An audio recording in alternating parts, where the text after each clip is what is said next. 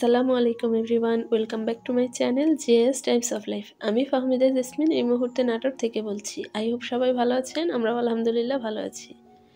আর আমার নতুন আরও একটা ব্লগে আপনাদের সবাইকে জানাই স্বাগত। এই যে ঘুম থেকে উঠেই সকাল সকাল পানি গরম দিয়েছি, রুটি করে নেব। তো সর্বপ্রথমে পানিটা বলক যখন এসেছে খুব ভালোভাবে গরম হয়ে গিয়েছে, তার মধ্যে আমি একটু লবণ আর কিছুটা কালো জিরে দিয়ে দিয়েছি। এবার চুলাটা অফ করে আমি কিন্তু এর মধ্যে আটা দিয়ে দিলাম। সুন্দর একটা ডো এবং অনেক সফট একটা ডো কিন্তু তৈরি হয়ে গিয়েছে। আর এই যে আটাটা কিন্তু আমি অনেক ভালোভাবে মেখে নিয়েছি আর এই তো সুন্দর একটা শেপ দিয়ে দিয়েছি। একটু একটু করে আটা নিয়ে যখন লেচি কাটা হয় সেটা যে ভালো হয় না তা কিন্তু না, কিন্তু একটু সময়টা বেশি লাগে।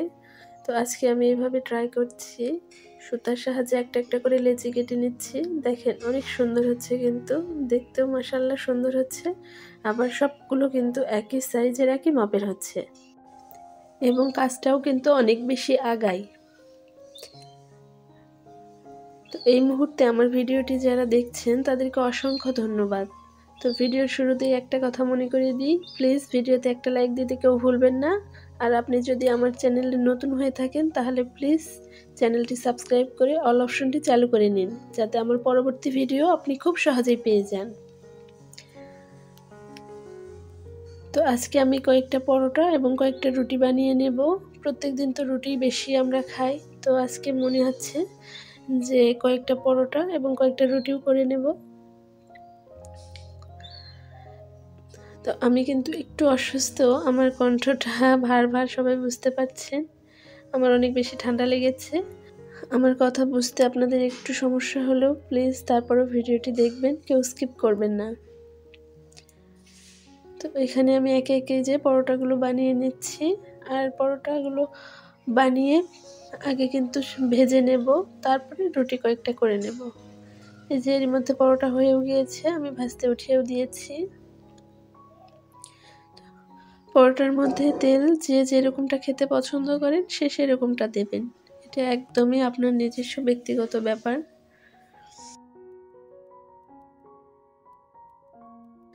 গত ভিডিওতে মিস মারিয়া আইডি থেকে আপু কমেন্ট করেছে, আমিও অনেক অনেক দোয়া করি তোমরা তাড়াতাড়ি 2 জন থেকে 3 জন হয়ে যাও। তো আপুকে অসংখ্য ধন্যবাদ, এত এত ভালোবাসা, এত সুন্দর কমেন্ট এবং দোয়া করার জন্য। আমিও দোয়া করি আপু যেন সবসময় ভালো থাকে, আর আপুর দোয়াটা আল্লাহ অনেক বেশি তাড়াতাড়ি কবুল করুক, আমিন। এই যে এই পর্যায়ে কিন্তু পরোটা আমার প্রায় ভাজা শেষের দিকে। আমি কিন্তু পরোটার উপরে তেল দিচ্ছি, এইভাবেও চাইলে ভাজতে পারেন, আবার এই যে তাওয়াতেও কিন্তু তেল দিয়ে পরোটা দিয়ে ভাজতে পারেন, দুইভাবে ভাজা যায়, যার যেটা সুবিধা মনে হয় আর কি। কিছুদিন আগেও কিন্তু আমার ঠান্ডা লেগেছিল, আবার লেগেছে, প্রায় কেন ঠান্ডা লাগছে বুঝতে পারছি না। অসুখ বিসুখ আমার কিন্তু আল্লাহর রহমতে অনেক কমই, এইবার একটু বেশি ঠান্ডা লাগছে। তো যাই হোক, অসুস্থতাও আল্লাহর একটা নিয়ামত, সুস্থতাও একটা আল্লাহর বড় নিয়ামত। সব কিছুতেই আমাদের শুকরিয়া করা উচিত, তো তাই করছি। মানুষ তো এর চাইতেও বেশি অসুস্থ হয়ে পড়ে, আল্লাহর রহমতে আমরা অনেকটাই ভালো আছি। তো গত দিনের এই যে আলু মাংসের ঝোল রয়ে গিয়েছে, সেজন্য আজকে আর কিছু করিনি, ওটা দিয়ে খেয়ে নেব। আর খাওয়া দাওয়ার পর্ব কিন্তু শেষ করেও নিয়েছি, রুটি আর পরোটার জন্য তাও মনে হয় খেতে পেরেছি, ভাত হলে খেতেই পারতাম না, একদম কোনো কিছু খেতেও মন চাচ্ছে না। তো খাওয়া দাওয়ার পর্ব শেষ করে এর মাঝে আমার হাজব্যান্ড চলেও গিয়েছে অফিসে। তো এই যে আমার হাতের কিছু কাজ রয়ে গিয়েছে সেগুলো সেরে নিচ্ছি। টমেটো, মরিচ, কাঁচা বাজার এগুলো কিছু নিয়ে এসেছিল, তো পরিষ্কার করিনি রাত্রেবেলা, এমনিতেই অসুস্থ, আর রাত্রেবেলা আমার বেশি একটা কাজ করতেও মন চায় না, আগে ভাগে একটু করিয়ে রাখি। তো এই জন্য সকালবেলা উঠে আগে সকালে নাস্তাটা করে নিয়ে এগুলো কাজ করছি। তো টমেটো আর মরিচ ভালোভাবে পরিষ্কার করে কিন্তু উঠিয়ে রাখলাম, পানিটা ছেড়ে যাক, শুকিয়ে গেলে ফ্রিজে রেখে দেব। তো ওগুলো সাইড করে রেখে এই যে বড়ই নিয়ে এসেছিল, এতগুলো বড়ই নিয়ে এসেছে আবার, তো এগুলো পরিষ্কার করে রাখছি। ওইটাও একটা সাইডে রেখে দিয়েছি। আর এই যে টমেটো মরিচ এগুলো যে রেখেছি তারপরেও কিন্তু পুরোপুরি পানি শুকায়নি। তো পানি সহ রাখলে দেখা যাচ্ছে নষ্ট হতে পারে, সেজন্য আবার একটা একটা করে মুছে নিচ্ছি, মুছে রেখে দিচ্ছি। আর সব সময় এই বক্সেই কিন্তু আমি কাঁচামরিচ আর ওইটাতে টমেটো গাজর এগুলো রাখার চেষ্টা করি। তো সব কিছু শেষ হয়ে গিয়েছে, এজন্য ফ্রিজ থেকে বক্সগুলো বের করে আমি কিন্তু পরিষ্কার করে নিয়েছি, শুকিয়েছি। তারপরে আবার যেটা যেখানে রাখি সেগুলো সেখানে রেখে দিচ্ছি। আর কাঁচামরিচ আমি প্রায় সবসময় এভাবেই রাখার চেষ্টা করি, তাহলে কিন্তু নষ্ট হয় না। আর সামনে তো রমজান আসছে, এই জন্য গাছেও কিছু মরিচ রয়েছে, তো এভাবে রেখে দিলাম, রমজান মাসের জন্য একটু হলেও সুবিধা হবে। তো ফ্রিজে সবগুলো রেখে দিয়ে এই যে এখানে আমি কিছুটা বড়ই মেখে নিচ্ছি। কাঠের হামানদিস্তা নিয়েছি, তারপরেও কিন্তু টাইলসের উপরে অনেক বেশি শব্দ হয়, তার জন্য আমি এখানে একটু মোটা পাতলা কাপড় দিয়েছি যাতে শব্দটা একটু কম হয়। আর এটা কিন্তু টক মিষ্টি বড়ই, টক এবং মিষ্টি মিক্সড। তো এই রকম বড়ই আমার বেশি ভালো লাগে, একদম মিষ্টিটাও ভালো লাগে না, আবার বেশি টক হলেও আমার খেতে মন চায় না। তো এই বড়িটা অনেক বেশি টেস্টি হয়। তো সেটা আমি মেখে নিচ্ছি, আর অল্প পরিমাণে মেখে নিয়েছি। আমার হাজব্যান্ড মাখলে খেতে চায় না, যে একটা দুটো খায় ও এমনিতেই খায়। তো ভাবলাম যে আমি একটু মেখে খাই, যেহেতু আমার মুখে স্বাদ নেই, দেখি একটু টক এগুলো খাই, তাও যদি ভাল লাগে। এই যে বড়ি মাখা শেষ করে দিয়েছি। আমার কিন্তু বড়ি মাখা খুব মজা লেগেছে। আর খাওয়া শেষ করে এই যে গাছের অবস্থা খুবই খারাপ। নিজে অসুস্থ হলে কি হবে, যে দেখা যাচ্ছে গাছগুলো এইভাবে রাখলে আরও বেশি নষ্ট হতে পারে। একটা পাতা একদম শুকিয়ে মরে গিয়েছে, তো সেটা কেটে নিলাম। আর শিকড়গুলোর অবস্থাও অনেক খারাপ ছিল, অনেক বেশি ময়লা জমেছে, তো সেগুলো পরিষ্কার করে নিচ্ছি।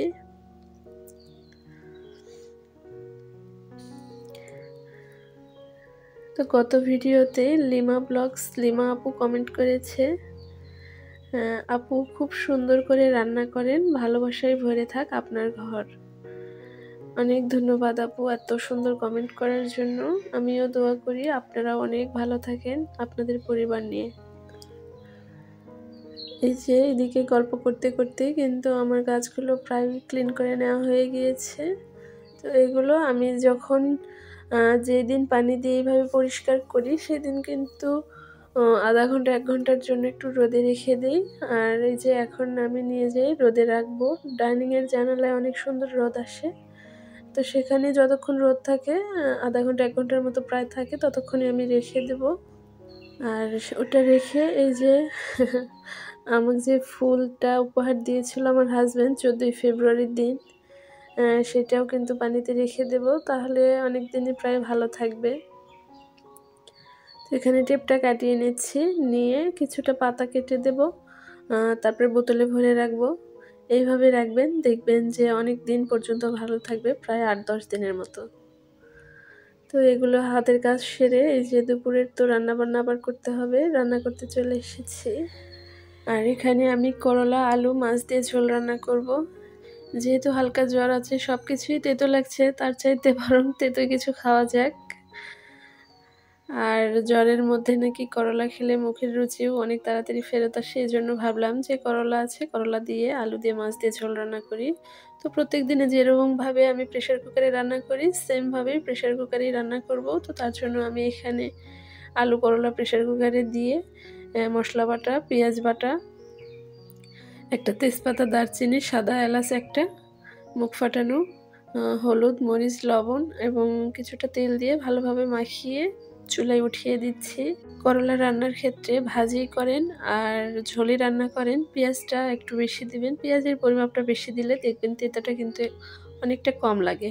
করলা যে তেতো লাগবে না তা কিন্তু না। অনেকেই বলে যে একদম তেতো ছাড়া করলা রান্না, তো এটা কিন্তু সত্যিই একদম মিথ্যা কথা।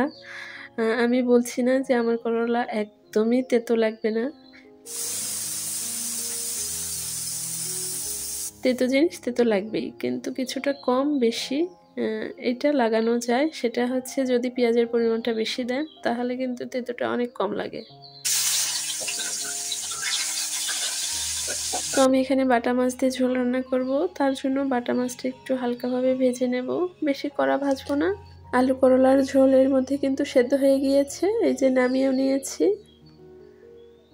একদম সুন্দরভাবে হয়ে গিয়েছে। তো এটা আমি এখন তেলানি করে নেব। চুলায় পাতিল উঠিয়ে দিয়েছি, পাতিলটা গরম হয়ে আসলে এর মধ্যে আমি পেঁয়াজ দিয়ে দিলাম। পেঁয়াজ একটু ভাজা ভাজা করে নেব। আর এই যে তেলানির মধ্যে কিন্তু পেঁয়াজ কেটে দিয়েছি, আর যখন প্রেসার কুকারে মাখিয়ে নিয়েছিলাম তখন কিন্তু পেঁয়াজ বাটাও দিয়েছিলাম।